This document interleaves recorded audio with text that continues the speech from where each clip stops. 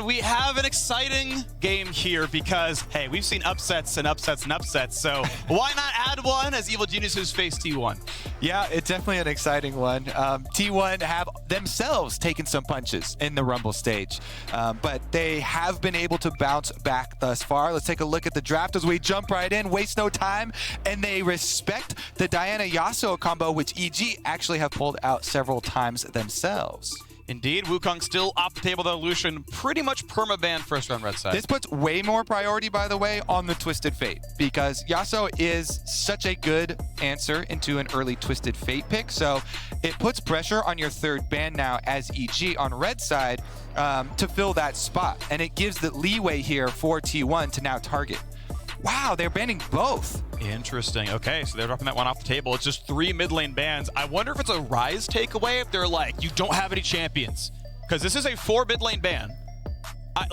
We know he's happy to play Rise at the time. Zoe comes in. I think she's actually pretty good into Rise, if I recall correctly, and has been a high-prize mid laner. So this is T1 putting a very heavy pinch, 5 mid laners off. Especially for Faker, though, Zoe. He has been one of the ones with the highest Zoe priority. It's tied for his most played here at MSI thus far. And so, yeah, they're just whittling down on the possible options here. Obviously, they're terrified of the 17-year-old JoJo.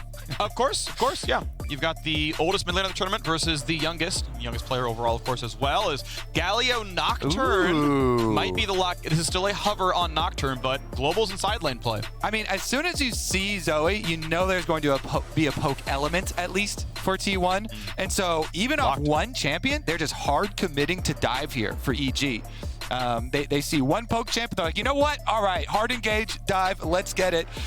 This is going to be first Galio of MSI for sure for JoJo.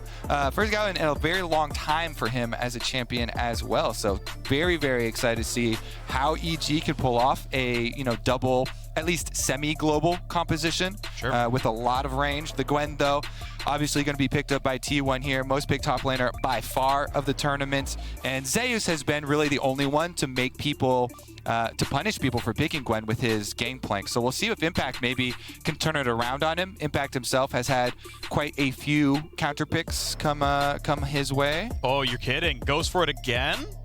Time's ticking down. Will it be more Vi? So it would be really counterintuitive to their comp because, Zoe, poke champion, Vi, dive champion. Yeah, so this makes way more sense here for Owner. Just kind of flexing that he is the Vi representative at the tournament. For sure. I do salute him for that. For sure. To my brain, I say Senna or Ezreal into the bot lane here for Danny. I think you actually want to lock it maybe now, unless you think they're not going to ban your stuff away, because anytime you have this kind of dive, that's going to outrange your champions, right? They're trying to kill backline. They're trying to one-shot Zeus or Faker or Guma. I think GP actually totally fits here as well as one of those answers. I just love this because this is what I'm calling out, where Zeus last time around counterpick Impact with the Gangplank into the Gwen, made him regret it. And so this is Impact's chance. Love it when we get these top laner ego battles playing both reverse side of the matchup. Of course, here's my caveat. Impact Gangplank gets 2 more globals on his team. So it's not a really fair 1v1 up on that top side. We will see where they use their globals, but again, this is massive investment in map control here for EG. 3 globals or semi-globals already drafted for them. Yeah. It's going to be fun. Zeus was 9 when he was watching Faker and Impact win the 2013 World Championship together. Yeah. Obviously, Faker's his teammate, so he's been hanging out with him for a while, but he gave an interview. I mean, JoJo was 7 as well, so yeah, he goes both sides. I don't know if he was watching, though, right? It's not just like he was this old when it happened. He was watching as a 9-year-old, and now he's on one of them's team. He's facing the other one at, a huge international tournament. That's exciting. Rakan, Xayah, Tahm Kench off the table. Again, my brain still says I want to see Ezreal or Senna for Danny as just helping to reach backline. They're the basically only 2 AD carries with globals. I would say, though, Kaisa does really well with dive as well. So, while your Ezreal ult can come over too, I do like that, and it's more safe.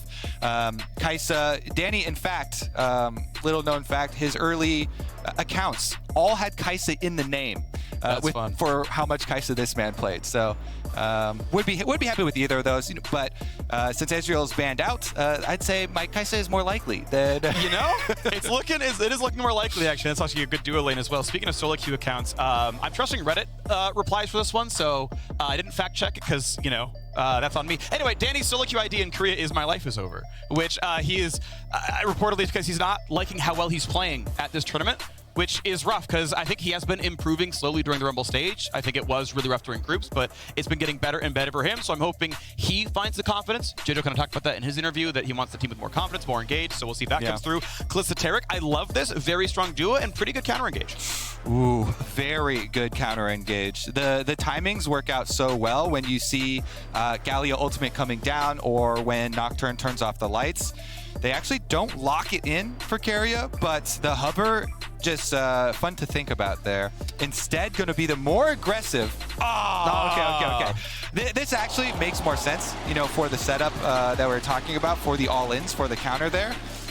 Really, really good options. And this T1 team has such good answers for scaling later on.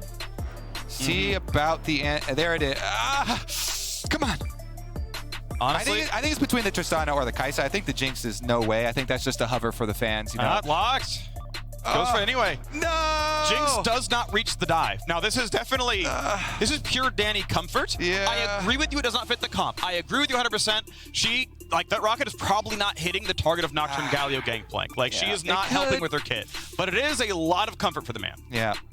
The other two options I liked more because the Tristana would be really good for lane for jumping in on the Kalista. Of course, you then do have to worry about those Tarek stuns once you're jumping in, but and the Kisee would be better for later for those team fights, for repositioning and following up on the dive. But the man did get the Baron Steel Penta that got them here, so investing again in some comfort. And it is cool to see T1 still believing in the Kalista. Obviously has lost a couple of games recently, but also has gotten quite a few wins. I want to see what this early game priority has done for us. One thing I always find interesting when watching pro games is just Korean solo queue is very early game focused. The surrender rate is like 40% in Korean Challenger. Your games all end in 15 minutes. And scrims tend to be chaotic as well. So early game is really prevalent in the practice environments of these players. Stage games are almost always a little bit more slow. Kalista, of course, a great early game champion. We'll see if she translates that one in this game. And something to highlight here for T1 as well is massive objective control, because Rend does one part, but Zoe as well, even off one item, off your Ludens, you get so much poke potential around objectives and having the flexibility to do spellbook smites for secures later. A paddle star and a spellbook smite is oftentimes much better than a jungler. So Rend plus Zoe as well for zone control around it. Really excited for the Keria Tarek as well, since this man, not only has he been one of the best performing supports, but so flexible in his champ pool. And this counter to dive is really some of the things that we've been looking for. The evolution of the meta and the answers here at MSI. So a lot more expecting some of these counter initiation and dive champions. Yeah, so an aggressive look on each side of the map as Keria beelines it to the bottom lane, puts a ward down in the middle. We do not yet see a trinket swap. There's one for the Galio, but no one else just yet. It is going to be Vulcan with, I think, a ward, then a sweeper on his side, which means if they sit in lane and don't leash, he can sweep the trinket before minions meet. Otherwise, though, EG did not put an aggressive ward down for their top side. They did not donate one to Impact. And we mentioned as well the top lane ego battle of the reverse of the matchup we saw last time around between Zeus and Impact. Guess what? Zeus take Ignite this time around, so he is definitely going to have that kill threat. Does mean no Ghost on the top side. More vulnerable to ganks, more vulnerable to these globals that you can send up towards the top side of the map as well. So it's the double-edged sword of the top Ignite there. Always a contested choice. Well, Owner knocks down the rest of his red buff solo. He will smite something at some point. Right now, EG and T1 gonna do battle for the bottom side. Now, I want to point out Tarek, by the way, incredibly good brawler in early laning. Once you get level 2, you can basically press your Q every 2 autos, and you have a lot of damage there as Impact and Zeus trade blows quickly. But you cannot ignore Tarek in a 2-on-2, actually. He will actually carry the team fights. Yeah, for sure. I mean, with the passive, spamming with your autos off, Vulcan doing some pretty good damage there to him as they fight it off early, though. First for EG. Oh, no stacks. Oftentimes, too, level 2 first to chase him down. Yeah, I thought Vulcan had a stack. If Vulcan had a stack, that was 2 first for EG, but he already burned 2, so really good trade by T1. Guma knows there's no way I lose this one if you turn back onto me. We've got the Tarek healing. Yeah. And takes a good chunk. I like playing the Tarek super aggressive in the first few waves as well, because if you can get the push, if you get control of lane, then Tarek being able to recall and go get mana like an early tier or something is amazing. Because you get to spam out your spells, make use of the passive, constant healing coming through. It's definitely one of the most mana-hungry supports that we have left in the game. So is one that we see invest more in mana and less in some of the earlier survivability options that some of the other ones do. But Owner's here already. Really dives, ignores the Q. He's so low. He's got Ignites nearby, but Impact's so close. The deck gets a Q heal. 130 health, might have oranges available. Inspired now, see what's going on. Do they have the fight, though? He's going to have a fear. Owner going to ward hop away. That is a long cooldown, though. 16 seconds if you don't go to a teammate with that one. So Inspired still on his way. Now, didn't take Wolves, so is not level 4 with Prugs dying. As Owner takes him away, Impact going to try to stay alive under the tower. Doesn't have the damage to kill the cannon.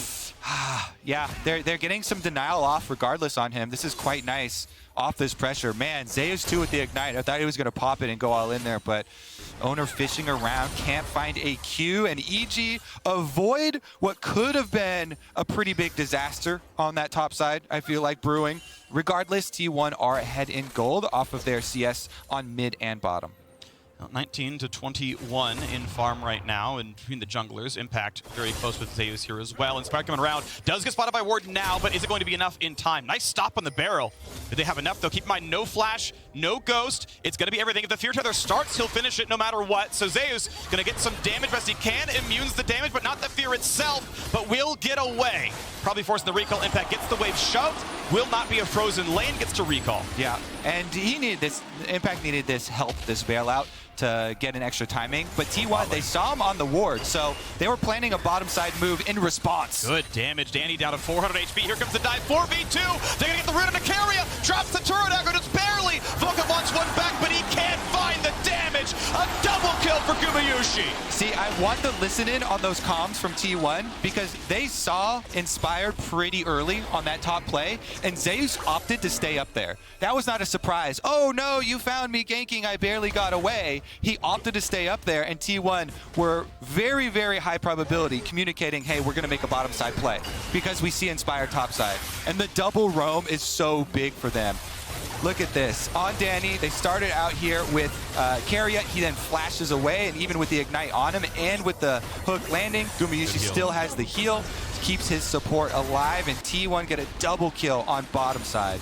13 CS lead down to the bottom side. You can see, yep, he goes for Boots 2 and the serrated Dirk Spike to push the lead. You do not always see this on a Kalista, but this is how you take the biggest early game power spike. You're all AD ratios, all physical damage. Guma's going to be scary right now. Definitely, definitely true. It also means that the Dragon stacking should probably start early for T1. Inspired here to answer the possible play, but this is a smart ward to see a wraparound gank.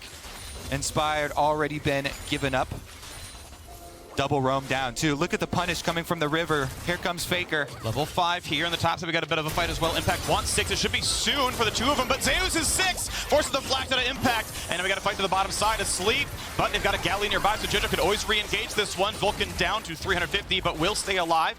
Top laner's living here as well. Impact flash was almost 6. And that was really smart from Zeus. He chases Impact off the minion wave, so Impact can't get level 6. He chases him off the experience here, forced the flash out of Impact. Impact can't even get level 6 to add his Gangplank ultimate to the bottom side, and Zeus denies some extra gold. So even though there's no blood on the bottom side of the map, again, small little wins here from T1. Let's see what Jojo might be able to do with his first Galio ultimate, Inspired as well, approaching that level 6. So once EG get to actually utilize their globals that they have drafted really early on in this draft, it'll be their turn, and we'll see if they can make a counterplay. Might be 6 for Inspired. I'm not sure how close he is. Krug's obviously the most valuable camp XP-wise, so it might tick him over. We can see half bar is not enough, so he's going to need to wait for the next respawn of the jungle. He's probably donating blue to JoJo, so it'll be even further delayed. Looking at the bottom side fight, nicely done. A quick stun, no follow-up really. This chopper's actually pretty well placed, but Guma gets to stand outside them. T1 feels just fine. All right, transition down towards bottom side here for Inspired.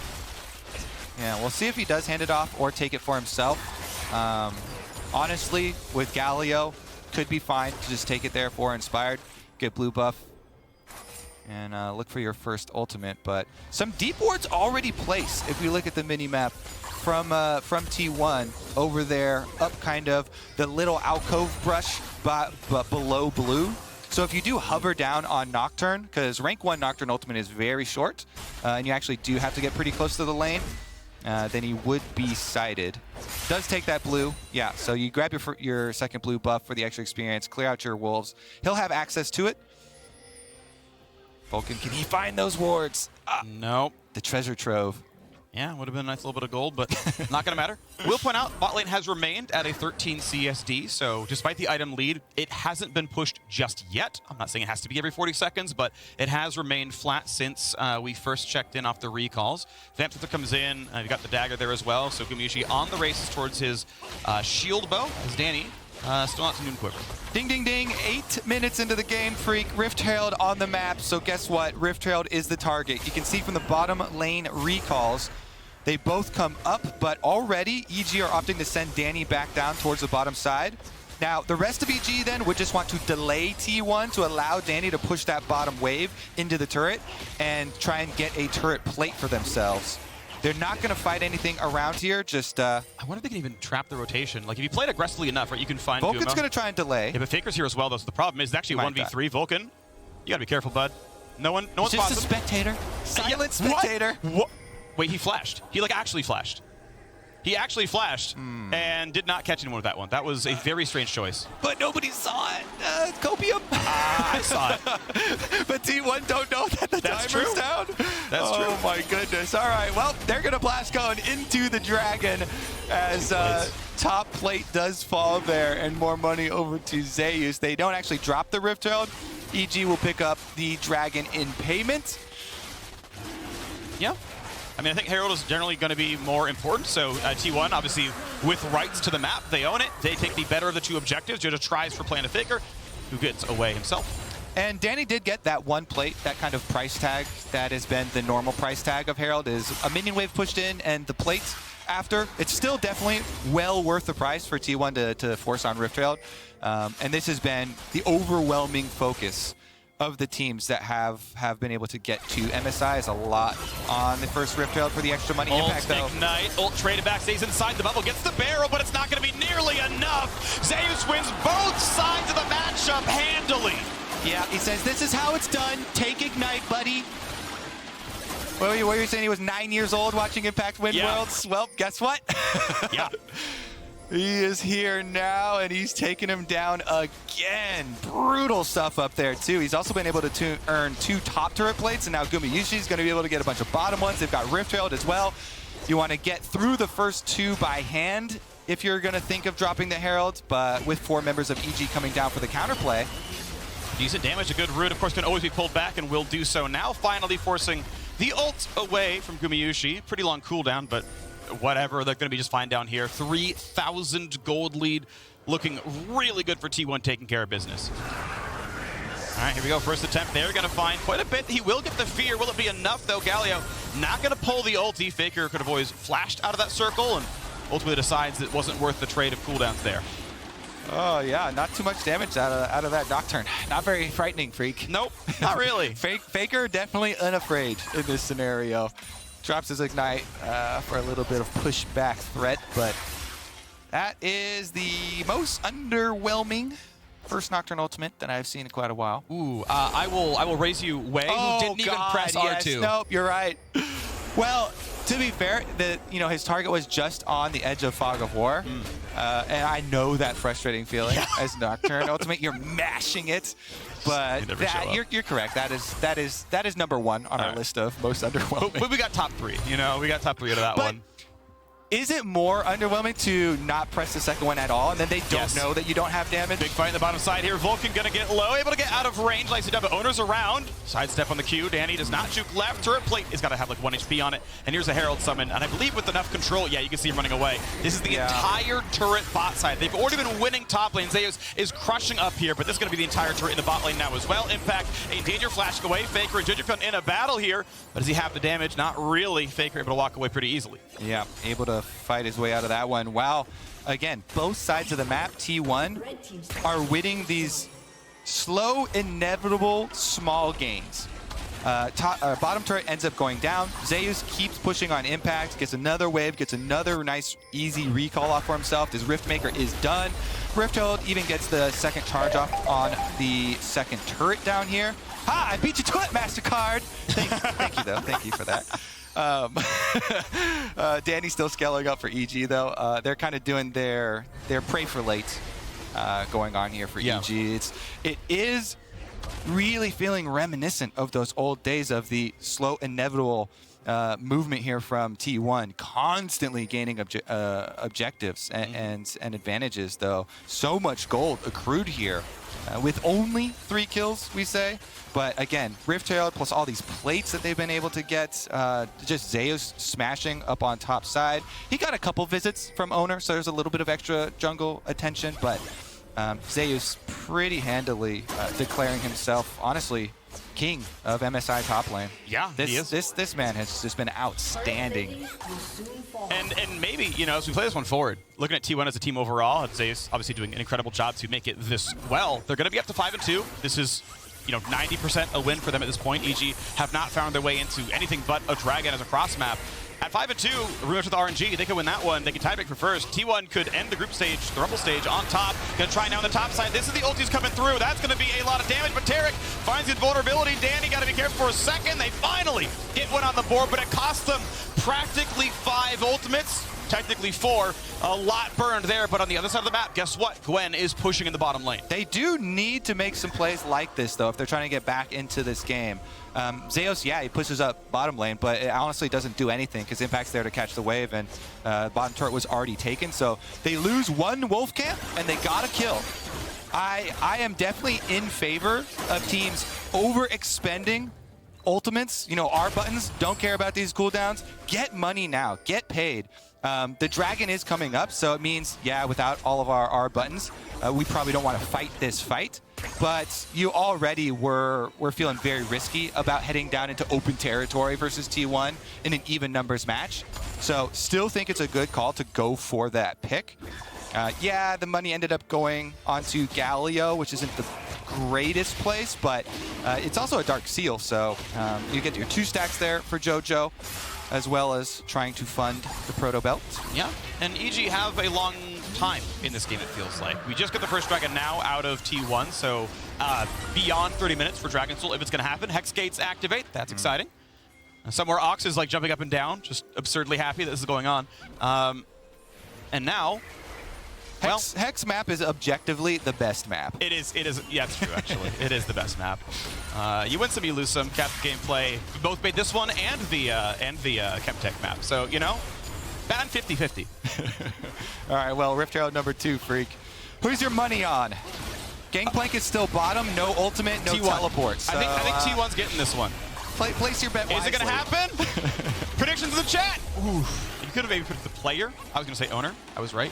So that's a good start here. Genius. Predict the jungler on the objective. I mean, a lot of times they will just not smite if they have complete control. Yeah. And just save the charge. But this is pretty much Herald charge will just one-shot that turret. So whenever they want, top outer's dead. I know that second Herald is heavily maligned by the community, but second Herald, when you have a Zoe, well, your Zoe's under attack. She does have a flash. Doesn't get much of a root going on. A sleep's not going to matter much. This should be a pretty easy top. I believe it cannot outflash it, and that should be a kill. He's going to flash, but the ult's going to come along, and stun the corpse. Owner goes in to take a 2 versus 3. Is it going to be enough? Jojubun kicked in the wall and taken out. Keria and Owner indeed getting the revenge kill. Inspired gets away from the stun. Anchor's going to miss. Wouldn't have been a kill. I don't think they win that 2-on-2. Some damage to set up for Danny, though. Here, yes, that is going to be a couple of roots in place. Terracolt is in. They don't burst him in time. But what about round 2? Owner should be locked in place, rooted. They don't get anything more. This leaves mid wide open. You know, they commit 3 resources from EG to try and defend that. Means mid is wide open for Zeus and Gumayusi. They will get the other outer tower here. This is 2 outer towers now picked up for T1. And again, if you knock down all 3 outers here, Zoe walking around throwing out bubbles becomes such a big problem. But they're going to the source of that problem. Freak, again, double activation. Goes in with the Nocturne ultimate. Vulcan's here as well for the follow-up. So they use a lot of spells to make sure they get this one. Even saw the Jinx rocket fly by your screens there. And so that means they have nothing left in the aftermath. Owner likes his chances there, uses the ultimate for the extra damage to finish off that kill. And then even in the 2v3, they buy time for the rest of their team to take down that turret. We can see T1 now heading to the top side. We get quite a bit of action around these 2 mid laners wherever they go. We tend to see ultimates and champions flying along.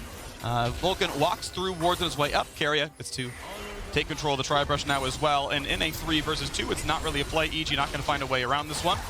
So out they walk. Inspired still in base. No ulti up for a couple of seconds. So cannot join. Maybe Impact could have, but again, they choose not to defend that one. Yeah, I mean, EG, basically your strategy now is to turtle, get as much farm as you can, and then when your globals are up, you look for one counterplay where you smash all your R buttons, you get a pick on one side, and then you retreat to defenses again. Little turtle action here. You poke out your head real quick when you have all your R button, and then right back in the shell. Just farm up at towers, defend until your cooldowns come back up, and hopefully you can get enough money that way, picking T1 members off before this onslaught of Baron threat or Dragon threat becomes too big. The problem is that T1, as we mentioned, with Zoe and the Kalista, have a lot of neutral objective threat, so that Baron threat and that Dragon threat become very real very fast. It does indeed. For the turtle strat, I think they'd be well versed. Their coaches named it after all, so hopefully EG know what they're doing about this one. But bot lane tier 2 is going to drop 800 gold freshly to the inventories of T1. Thanks. And you can see a 6,000 gold that looks really nice. Goal for EG is to defend as much as they can while they got Galio take the...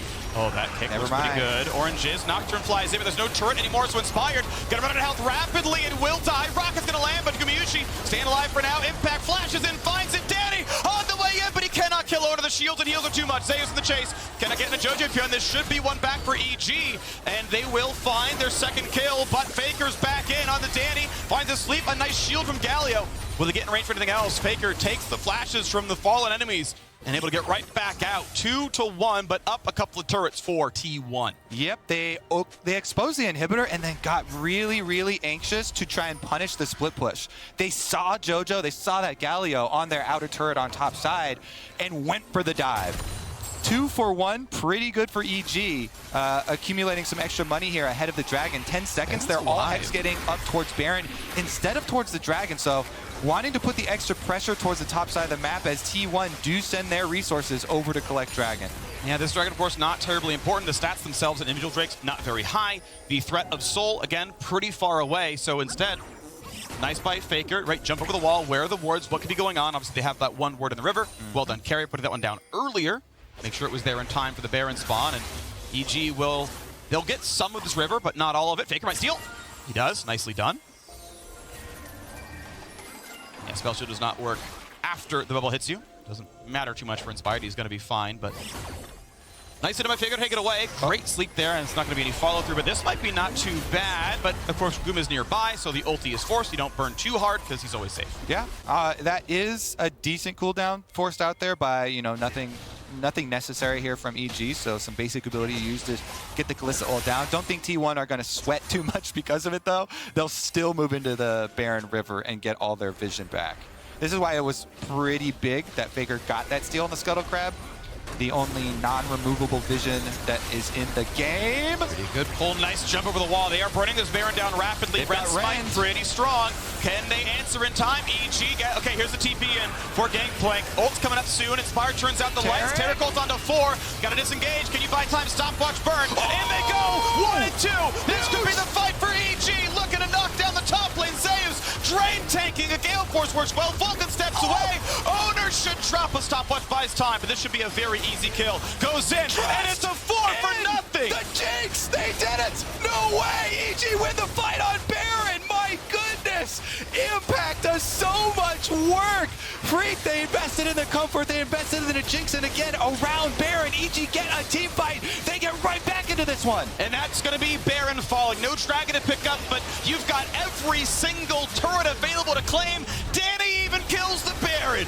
Impact may have lost the lane, but he wins the team fight. Look at this. Jojo, he teleports in. He gets a stopwatch off just in time, and then the double Nautilus knock up there on top of a big explosion with Barrel plus the rockets from Danny. Then I get a little scared here as Zeus almost able to take down Vulcan, but his stopwatch keeps him alive. He barely walks out. Owner doesn't hit the Q on him, so no EG member loses their life in that fight, and they clean up so hard. The Inspired stopwatch was so clutch because he basically waited out the entire Terracold. It was on everyone, and they got to wait it out. All 3 of those stopwatches from EG were critical. Jojo's to start it off, then Inspired. Now we've got another attempt. Is it going to be enough damage, though? I mean, chunks him down to 1K. Will there be follow-through is the question. Not just yet. Low health, the ult's to get away, but he will still drop. Great kill for T1. Fake gets right back out. Beautifully done. Zeus gets a 1 for nothing. Yeah, bit aggressive there, and now walking on the bubble. Okay. Isn't going to pay too much for that one.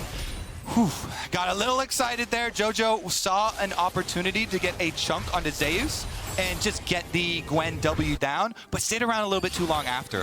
Galio, it's nice to get those taunts into your quick combo, but then you are very, very vulnerable. And since he had just used his stopwatch, as we mentioned, critically in that last fight, he had no outs. So good punish from T1 there. They actually take a good amount of time off of your Baron push. And the Baron push is where EG were hoping to regain a lot of this gold. They've got all outer towers up. You're on a ward, bro. I don't know if he's baiting. Okay. They're teleporting on it to make sure he can't get out. Inspired will get the fear off. No ult, no sums. I don't know how he lives through this one. I mean, maybe there's a miracle. He's got a turret nearby, but you have to get the taunt and everything else here. This should be 1. And Faker, yeah, plays it from far away, tries to get a little bit of poke. That's like, I don't even know. Yeah, that was like some 16 head right there, where you're trying to be really far ahead of them. Yeah. It's being pressured. It was like, yeah. Yeah, I mean, 0. That's a 0 head, right? That's. I'm trying to imagine what the next steps were that he was calculating in his head while he wasn't looking at a screen. I mean, yeah, there were steps elsewhere, but he tripped down the stairs. He didn't watch his step, you know? So down he goes. Faker, gonna defend top lane, no problem. Baron timing out. Rebel Baron power play. Only 1,200, in fact. EG lost a fair bit of control after that Baron kill. I was about to, before that mid-play, set up this Baron as being so critical for EG because they had not gotten any outer turrets in this game. That means there was so much standing gold on the map that a Baron fight win like that for them, even if it's not an objective bounty, should theoretically get you a bunch of extra tower gold, since there's so many exposed, outer turrets here that are pretty low-hanging fruit. Now they've only got 14 seconds on it, though. That's why it was so big that T1 got that kill onto Jojo to stall out on that Baron pushing. That effectively saved T1 an extra outer tower, I would say, and that amount of gold. So all ultimates are available almost here for EG. Jojo's ultimate coming right back up here for the Galio, so they do have the big wombo combo dive to be able to look for the back line. Faker does have Flash and Zhonya's, so he becomes a bit more difficult. It's just the shield bow there for Gumayusi for him to rely on. So those are the 2 carries that they're really looking to burst down. We got Zeus looking for a bit of a flank play. He's going to be not quite on vision, but now giving this away with the Scryer's Bloom. Says, okay, I know where everyone is. This will be the 3rd Dragon for T1. The question is, what does everyone play for? EG could try to overcommit on mid and knock down mid turret. And pressure Gumayusi, not going to find the anchor just yet. Zeus does not get hit by the barrel either. But Impact wants to walk up, 300 damage crit, not bad, a little bit of poke. EG go back down the river. They have control ward in the pit, but not one in the brush. That's actually owned by T1. A nice taunt doesn't mean a whole bunch, though. A little bit of trade back and forth. They're going to be fine. Pretty tanky champion. Owner now on the side. Spots Inspired. And it's going to be 5-on-5. Goes in. Looks for the kick. Gets it. Nicely done. And that could be a deletion. Danny's already gone. Nice spin of time. Bopped by Jojo up here. And they trade back the jungler. But will the team fight be one? Inspired dropping. Fierce.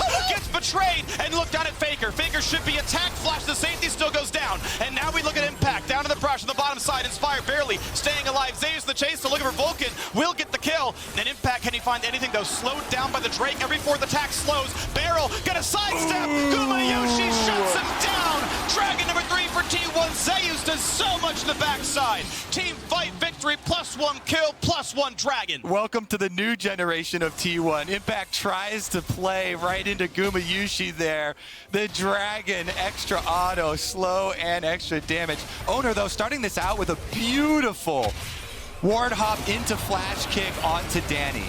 He uses Inspired as an extra ward to go for the long wraparound onto the EG carry, just assassinating him from the very beginning. From that point, though, EG fight pretty well out of it, and with Inspired being able to live out of the top side, they almost got out of this, with even kill counts and would have to give over the Dragon, but then Impact running past the Dragon towards Guma with Flash gives an extra shutdown over to Gumayushi and into the hands of the Kalista. So that was actually a pretty big mistake, and it still gets T1 2 Dragon Soul point. The Evil Geniuses licking their ruins off of a 3,000 gold deficit. The LCK's T1 did stumble a couple of times here in the Rumble stage and had the one close call against EG. They did lose a team fight, lost to Baron, but since then have collected themselves, and they've won pretty much everything since then. Dragon's Soul point, 3.5 to go until Hextech Soul. Pretty good with poke. You get the, Zoe Q turns into a slow. Can look pretty good. Gwen is such a difficult problem for EG to solve right now, too. Their comp is so much dive onto the back line, try and take down T1 carries. But after they do that, then you still have the problem of Gwen to solve, and this is going to get burned down so fast in Fog of War. Owner showing so that they don't think that they're already on Baron. They don't have the jungler in there. Get some vision down now, though. 9,000 health. They've got time to fight it. All right, no run stack, so Nocturne walks in. Gala the same. Here comes the Terra ulti as well. Will they burn down Baron? Looks like they're going to try right now. Inspired. 2K health smite. It's going to go to Evil Geniuses. And I've seen this before. Danny free fires, attacked by Zeus, stays alive. Evil Geniuses in the North River, taking down the enemy team. The kids are at it again. Freak EG right down the mid lane with Baron. They're going to push straight through the T1 base. Only Faker stands between them and the win. 20 seconds on respawns. That's at least inhibitor. Next will be a close call. Jojo walks up. Jojo gets the taunt, and they're going to buy a second or two. But Faker will always die there. Down goes Nexus turret. 10 seconds on respawn. I do not believe gives them the Nexus. Middle inhibitor down. 3,000 gold lead. EG's first lead of the game and second Baron. Let's get it again. Jojo right in there. No hesitation. Goes for the taunt. But really, it's about the dive in. Inspired into the back line. Gangplank ultimate on top of them. They burst down Kalista. There's no rend. And then with the GP damage still ticking on it, he gets the smite. They get the extra damage. And then T1 completely collapse after. I have to flame Gumayushi. He walked out of Terra Cult, Kobe. Just stand next to the other target and become invincible. Nocturne hard dives, the freest kill in the game. You cannot make plays like that on this stage. Guma has had such a rough tournament. They're going to watch that one back again. Oh my goodness. Hopping out of it. And he goes down right before the rend range. It's a mistake. That's what happens. All right. What do you do after the mistake? How do you get right back into it, though? Now, EG, they're going to clean up. Those outer towers will melt this time around. They're ahead in gold now and pushing hard. Looking for it now. Danny on comfort. 3.5 items here on the Jinx, and he's getting turret gold. Some of it solo, some of it shared partially. Vulcan could walk back and donate the 550 over. He's going to take his share instead. Wants to maybe get to his next item. On the way towards, I think it's on Anathema's actually. We've already got one. And the GA, so Inspired is a great front line now. Take the reset, 45 seconds, 7,000 gold on the Red Bull Baron power play. Now that did count the kills in the pit because Baron was first, but obviously a huge swing. And look what that gold has resulted in. This is 4-item crit Gangplank. These are real barrels. Yeah. You know, when we've seen multiple times, you know, Zeus played it magnificently, but his build was way lower damage. It was super tanky build. Here we go with the all-in. Good ulti over the top as well. Not going to find the knockout, but they do get that fear. Rocket hits one, and they're going to get kill one. They're going to get kill two.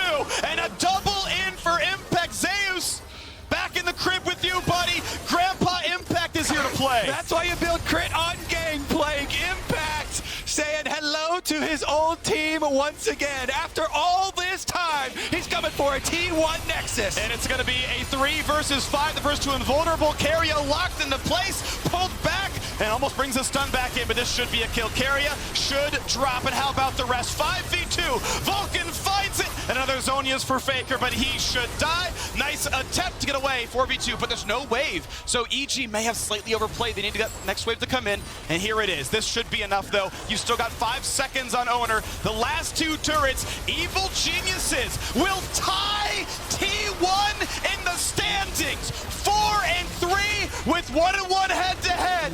Evil Geniuses finally get their first win over a Pool 1 team. The LCS is here to play.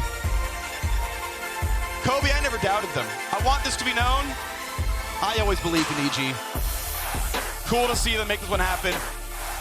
And they're playing a bit their style. Back in the Jinx, no one's playing it. Danny makes it look good. They were very clear that this MSI was about learning, about scaling, prepping, learning from these international competition, playing against the very best. At 17 years old in his rookie season, JoJo gets his first win over Faker. Impact getting a win over his old organization, T1. Must feel good as well. Yeah. Huge game for Evil Geniuses. You mentioned the mental kind of deteriorating here at MSI with racking up loss after loss after loss. But you do learn the most from losses. And it all pays off here. You see those smiles? Yeah. That is earned right there. That is earned dopamine. That is earned dopamine. Hey, the time to come alive is at the end of the tournament. Yeah, you can have your rough start. You've been 5-0'd by G2. But Danny, this man played so damn well in the playoffs.